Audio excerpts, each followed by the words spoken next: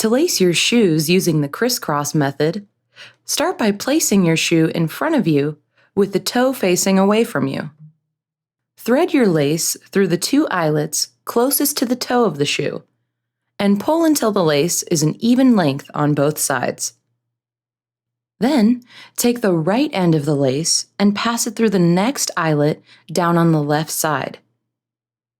Next, take the left end of the lace and pass it through the next eyelet down on the right side. Repeat this pattern until there are no more empty eyelets.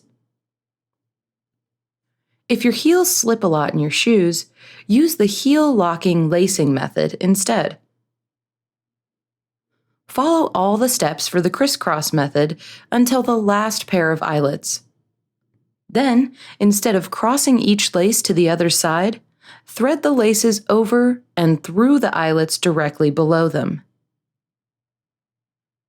Take the left lace and pull it through the loop you just created with the right lace. Take the right lace and pull it through the loop you just created with the left lace. Finally, finish tying your shoes as you normally would.